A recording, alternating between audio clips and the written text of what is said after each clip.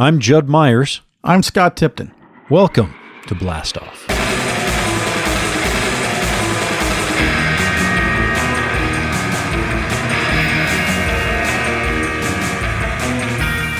Welcome to the Blast Off podcast. It's time for another one of our home shows. What's going on this week in retails, Judd? Well, this week I'm going to do something a little special, very personal for me. This story is about when I was a boy. It's something that happened to me back then, and a man I knew, a man named Julie, and how he definitely brightened my day in many ways. That'll become clear what that means when you listen. And what about in Comics 101? This week's Comics 101, well, you can't tell one Cap Marvel from another without a program. There's been a lot of Captains Marvel, and we're going to talk about them all. Enjoy, everybody.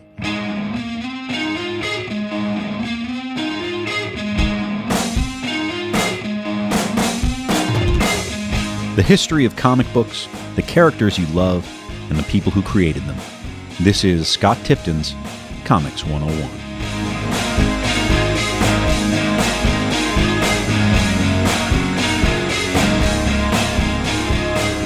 When the news hit a while back that actress Brie Larson had been cast as Captain Marvel, it caused a little befuddlement with some folks who might not be completely up to date with the character. Specifically, the question came up, I don't get it. How the hell is she going to play the Shazam guy? It's an understandable mistake. The history of the Captain Marvel name is a long and convoluted one. Let's roll up our sleeves and get into it.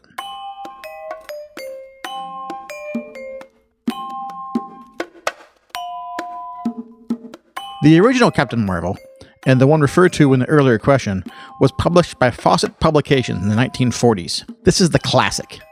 Young newsboy Billy Batson says the magic word Shazam and is transformed into the fully grown Captain Marvel, gifted by the gods with flight, speed, and incredible strength and power.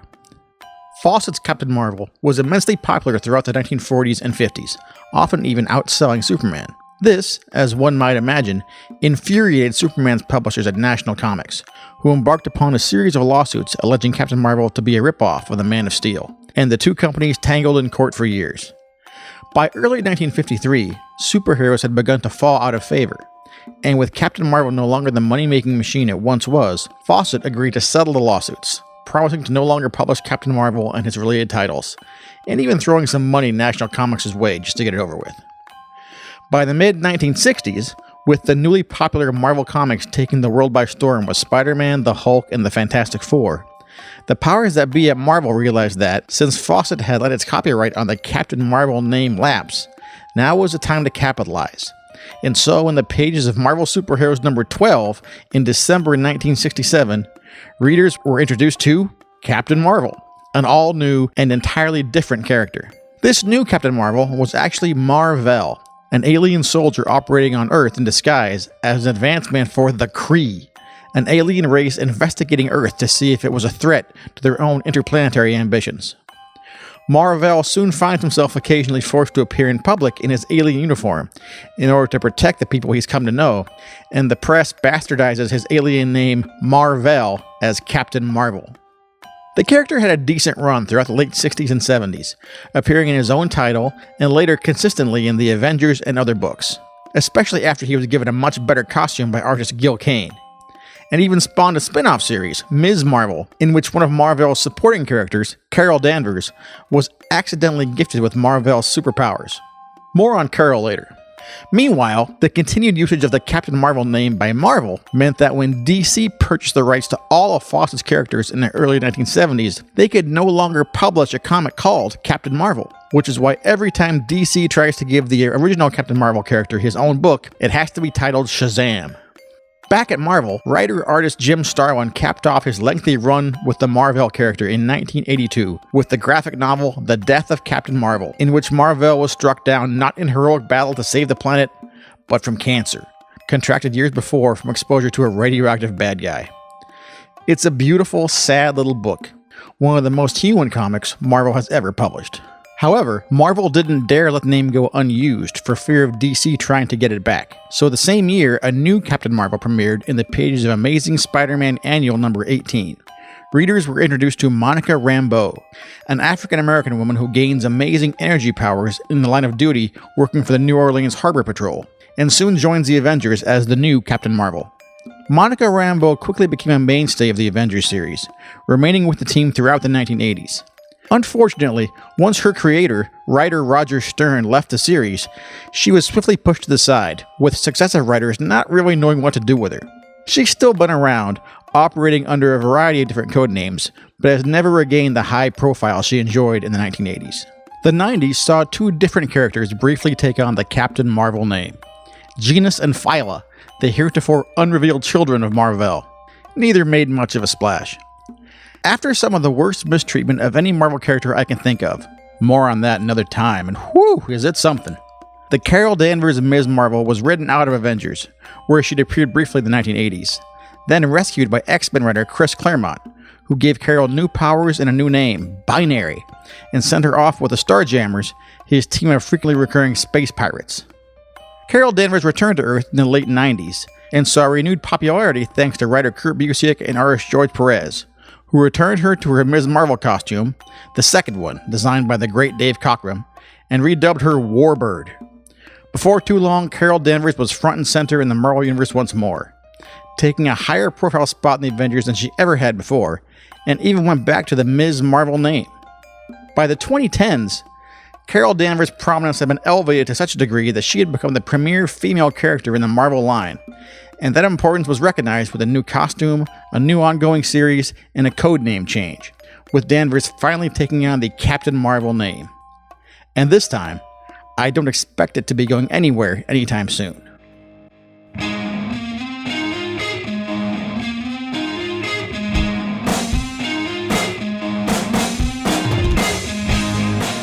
When I was a kid, it was a very different world for the geeky child or teen. All the things we loved weren't cinematic juggernauts dominating the pop culture landscape.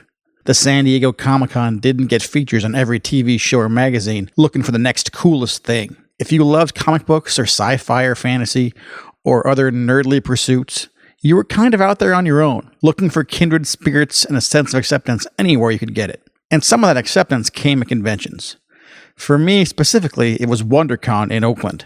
This was so long ago that the show was called The Wonderful World of Comics, where I first got to go to a comic book convention and really bond with my people. And it was at one of those early shows where, down on the dealer's room floor, I happened to look up at one of the windows to an upper-level conference room and see Miguel Ferrer, fresh off his breakthrough appearance in RoboCop, playing drums, and Lost in Space's Bill Mumy on guitar, rehearsing for their show later that night. I couldn't hear them, but I could see them, and they were rocking out. I had read about their band, Seduction of the Innocent, in the bullpen bulletin pages of Marvel Comics, being billed as the first all-comic book creative rock band, consisting of Ferrer and Mumy, who had written a Marvel series called Comet Man, along with inker Steve Leialoha on bass and writer Max Allan Collins on keyboards. And when I heard the band, holy shit, they were good. Around about the same time, I don't know where I saw it, a photo was published in some comics fan magazine that blew my mind. It was a shot of Ferrer and Mumy and their friend Mark Hamill hanging out with Jack Kirby, Jerry Siegel, and Bob Kane. It's a pretty amazing photo. All of a sudden, it was an epiphany. You could be a fanboy and be cool. You could be into comics and be a movie star. You could be in a rock band and go hang out with Jack fucking Kirby. It changed the way I carried myself, the way I talked about the things I loved, the way I thought about myself. I got to see Seduction play a few more times in the 90s before the San Diego Comic-Con morphed into that other thing it would eventually become and could no longer be bothered to find a place for a kick-ass band of comics creators to play some rock and roll. But it was on those nights where I fell in love with the San Diego Comic-Con, watching fans and creators share the dance floor while Ferrer and Mumy, Leialoha, and Collins blew the roof off the joint. I met Miguel Ferrer a few times over the years at conventions and events, and he was always a cool guy, funny and cordial, generous with his time. I enjoyed his film and television work, and always looked forward to a project if I knew he'd be in it. But I'll always think of him first as one of us, a guy who loved comics and didn't care if anyone knew it. And I have him to thank for teaching me to be that way. I've seen better days, let me tell you, Jack. But I know in my heart they'll be coming back. My good luck got small, my bad luck has grown. Dream of my baby sleeping alone. Turn back the page to the golden age. Turn back the page to the golden age. Yeah. I look at the world from a different view.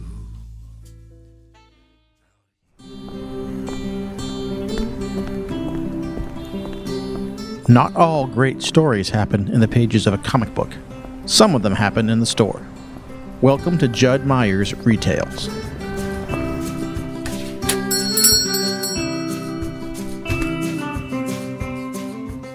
"Can I help you?" the receptionist said. "Yes," I replied. "I need to speak with the person who writes Green Lantern." A smile made its way across the receptionist's face. "I'm guessing you don't have an appointment?" "No," I said matter-of-factly, "but it's important. I just want to say a few things to him. It'll take 5 minutes tops. Can you just tell him I'm here?" "Do your parents know you're in our office?" the lovely lady said. "Of course," I lied, indignant. "My mom's in the bookstore downstairs."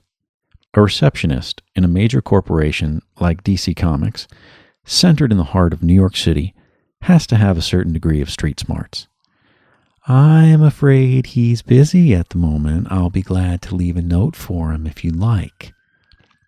I replied quickly, "No thanks. Just tell him I'm here, and then I'll wait until he's finished and can talk to me."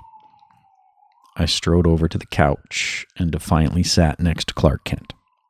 Clark was a life-sized and lifelike statue.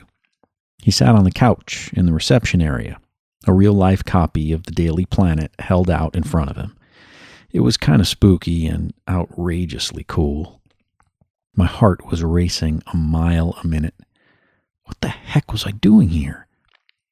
When I was a kid, I was obsessed with Green Lantern. He was by far my favorite superhero.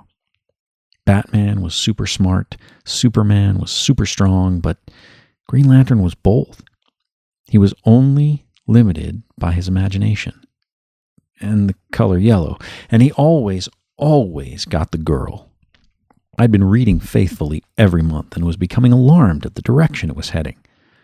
Now, even back then, I was terribly serious about my love for comic books. I knew that I was going to find myself involved in the industry in some way when I grew up, but until then, I was just another rabid fan with all kinds of opinions in my pocket. The week previous to my excursion to the DC Comics offices, I'd had enough. I'd finished the latest Green Lantern issue and found myself terribly distraught. I'd just moved to my mother's house on Long Island, and although I didn't miss California one bit, I hadn't made many friends, so I had no one to share my heartache with. Frustrated by the tone and content of the story, I decided to write a letter. I searched the fine print and discovered, to my surprise, that DC Comics was located just an hour away in Manhattan. It was then down in my mother's basement that I hatched my secret plan to skip school and pay a visit to 666 Fifth Avenue. I tried to come up with all kinds of Ferris Bueller-like schemes as to why I needed to take a train to New York City, but I knew my mom was way too clever for that. She had her own kind of X-ray vision, and there was no way around it. In the end, I decided to just walk out the door in the morning. Instead of riding my bike to school, I'd ride it to the train station. If I got an early enough train, said what I needed to say, and got on an afternoon direct, I'd be back before school was even over. There'd still be the matter of an explanation for my absence, but in my mind, it'd be a heck of a lot easier to fool my teachers than my mother. Bike to the train to Manhattan, walk straight to Fifth Avenue, say my piece, back on the train, bike home, the end. It was perfect in all ways. No, really. Perfect. The humor was slowly receding from the receptionist's face. "Young man, you can wait here until your mother comes to get you, but I'm afraid no one can see you today." "You'll never know until you ask, right?" I said. "Can you just ask?" She stood up and walked around her desk. At that point, I figured the jig was up and I'd failed miserably. I didn't realize it, but my voice had raised an octave and my volume did as well. "Please, why can't you just let me in? It's just for a minute." Maybe if I turn on the waterworks, she'd give in. "I can't all this way," I said, tears filling my eyes. "Oh, just calm down a minute," she said, genuinely unnerved. Just then, a voice called out from the hallway. "What's going on out here?" An old man in a shirt and tie appeared, his brow furrowed. "Who's the kid?" he barked. The receptionist was halfway into her explanation when the old man called out to me, "Get in here." That was the day I met Julia Schwartz. "I'm Julie," the old man said as we headed inside. "That's a girl's name," I said, chuckling. "And a pretty girl at that," he said proudly. I didn't get it. For those of you unfortunates, not savvy to just who Mr. Schwartz was, let me educate you. Julius was the most influential editor in the history of DC Comics, and the father of what we've come to call the Silver Age. He resurrected both the Flash and Green Lantern from the Golden Age and revamped them for a new, younger audience. Without him, there would be no Barry Allen. Without him, there would be no Hal Jordan. Without him, there would be no Earth 2. Heck, without him, there would be no one to inspire the creation of Marvel Comics. You can argue with me all you like on that point, but on this one, everyone's entitled to my opinion. Just like that, I'd gain entry into the Magic Castle. I followed him down a long hall, listening to the phones ring, hearing people calling out to one another, gaping at the comic book images on the walls, and marveling at the activity all around me. We entered the old guy's office, and I knew then he was important. He had a huge desk, a spectacular view, and comic book spinners. Spinners right there in his office. "Have a seat," he said, treating me like a real live adult. I played the part, all the while quaking in my boots. "Now what seems to be the problem?" he asked. "The problem?" I replied. "Green Lantern. That's the problem." Intrigued and amused, he said, "Okay, let's hear it." I'd rehearsed this for days, so I came prepared. What I didn't expect was how my nerves would make me speak at the speed of light. "Look, no one loves Green Lantern more than me. No one. I'm a huge Hal Jordan fan. He's just the coolest character, and you should let him lead the Justice League already. I love the Green Lantern Corps too. Heck, I wish he were a member of the Corps, but lately Hal's been showing up less and less in his own comic. He changed the name to Green Lantern Corps, and we got all these new characters running around. Kilowog's awesome, by the way, and it's still super cool, but something's not right. I know there are Green Lanterns all over outer space, and everyone gets their own sector and everything, but if you're going to bring in entire galaxies of characters, just give them their own comic and stop having them hijack Hal's. It should be a Green Lantern comic that has all these other guys visiting Earth and not their comic that Hal gets to appear in. It's not fair. I mean, what if I bought Superman every month and all I got was the Superman Corps? What if I bought Batman and got the Batman Corps? Just give Hal his own book and the Corps their own book and let people choose what they want to read. That's it." Julie stared at me, completely stoic. My heart pounded in my chest. He got up and walked toward me. I was sure he'd grab me by the collar and toss me out into the street. But he walked right past me, stuck his head out in the hall and shouted, "Andy, get in here!" Then he went back to his desk, leaned back in his chair, kicked his feet up. After what seemed like an eternity in silence, a man came into the room. "What's up?" the man said. A broad smile spread across Julie's face. He pointed at me and said, "Tell this guy exactly what you just told me." Then he paused and said, "Slower." So I did. I was a dumb kid, in a Legends office in the heart of the most powerful comic book publishing company in the world, trying to teach an object lesson to Andy Helfer, the editor of Green Lantern. Ah, youth, how I miss you. After I finished my monologue, the two men looked at one another, eyebrows raised. Good pitch, said Andy. Kid might have your job one day, said Julius. Andy shook my hand and headed back to work. I sat in the office, suddenly aware of my situation. Time to go, I thought.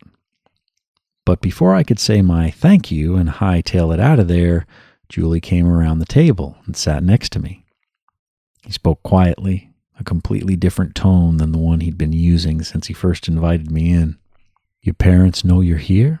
He said calmly. I had a choice to make in that moment. It was a big one, and I knew it. In one direction was a future of regret and disappointment. In the other, pride and bravery. I look back on that moment now with a sense of relief beyond description that I chose the latter. No, I told him. I live with my mom. She thinks I'm in school. I took the train in from Stony Brook. Julie shook his head knowingly. You know I'm going to have to call her, he said. I know, I replied, the wind flowing out of my sails. I had to come. I just had to. Julie put his arm around me and said, Takes courage to go on an adventure by yourself. Takes even more courage to tell the truth. So Julie Schwartz, a true comic book giant, spoke to my mother. She was upset, but he charmed the hell out of her and reassured her that I was just fine and that he'd make sure I got home safe. They went over train schedules and joked a bit on the phone. I was overwhelmingly embarrassed and tremendously thrilled all at the same time. Now that's out of the way, said Julie. Let me show you around. Julie gave me a tour of the surprisingly yellow offices. He answered my crazy questions. He described the daily routines and how the DC clocks ticked. He introduced me to a staff member, Robin McBride, a drop-dead gorgeous woman who stayed in touch after I left and stayed in my dreams well through my teenage years. Julie and Robin took me to the deli downstairs and bought me a sandwich. There were two other people from the office there, and I listened as they talked shop and felt empowered, an honorable member of the DC team for the day. God knows who those people were at the table. Didn't matter. Julie was clearly the most important, and because I sat next to him, I was too. After lunch, they put me on a train, headed back home, my arms filled with bags of DC goodies. I was overwhelmingly giddy at how the day had turned out, but forlorn at the prospect of rejoining my banal life on the island. Julie shook my hand hard. He was the great and mighty Oz, and he'd let me behind the curtain. Come back anytime and visit anytime, he said. Then he added, just call first. I spent the next month back at home in a terrific slump. What do you do when you've been to the moon and now you're back to walking the earth? What do you do when you can't share the experience with anyone who'd understand? Every day that went by, it felt more and more as if it had never happened at all. And then the package arrived. An enormous envelope stuffed with piles of the latest DC Comics releases.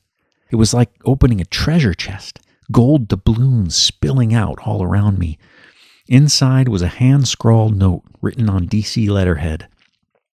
To the kid who's not afraid to tell the truth, it read. Let me know if you've got any other crazy ideas. Julie. Every month, for the next 2 years, I received stuffed envelopes filled with booty. Every month. Sometimes there were notes from Robin, sometimes there were pads or buttons or Superman peanut butter. No kidding. I sent letters to both of them every now and again, reaching out to my newfound friends in outer space. Eventually, my mother and I would move into Manhattan. Eventually, Julie would retire. Eventually, Robin would disappear from the comic world into the world of mortals. Eventually, DC moved its offices elsewhere. Eventually, the magic of those couple of years started to dissipate into the fog of childhood memory. The more the years passed, the less real it seemed. On February 8th, 2004, my birthday, Julie Schwartz passed away from complications stemming from pneumonia. Many comic professionals passed through my shop doors that day. I'm certain many stories were told in stores all across America. We built a display in honor of Julie's work. We ran out of room within minutes. We could have filled every display in the shop and still not had enough. After closing that day, I found a comic book at the bottom of a box. I'd taken out some of my own personal items to display, all saved from those heady days of secret packages from 666 Fifth Avenue. It was a pristine copy of Superman number 411. On the cover, Julie is at his desk, surrounded by the DC staff as they celebrate his 70th birthday. Behind him, Superman flies past his window holding a birthday cake. "Julie, we've got a surprise for you," they shout. I opened the cover and felt my childhood rush back into my veins. A note was scrawled at the bottom of the splash page. It read, "To Judd Myers, my real-life super friend. Julia Schwartz, 7/10/85." Decades have passed since my boyhood. I own a comic book store. We're known for attention to detail and a dedication to honesty.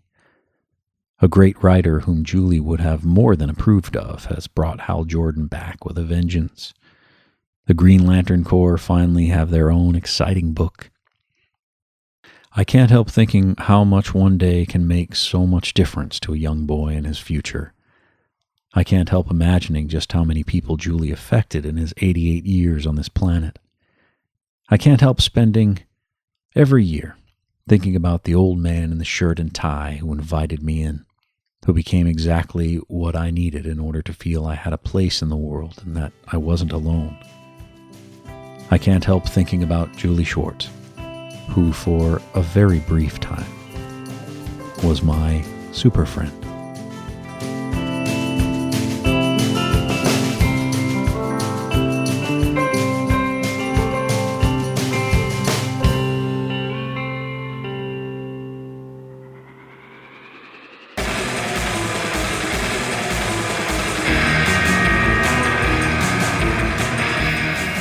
The Blast Off podcast is produced by The Colonel, Jeff Fox, Scott Tipton, and me. Original music is composed and performed by Derek Anthony Gray. You can find more of his musical compositions on his website, DerekAnthonyGray.com. For more information about anything you've heard us talk about today, check us out online at blastoffcomics.com. We have an active Facebook presence, so check us out over there on Facebook. And you can reach us on Twitter at BlastOffComics or on Instagram. Or you can come by our retail location in North Hollywood in the heart of the Arts District, 5118 Lankershim Boulevard in North Hollywood, just 2 blocks south of Magnolia. See you soon.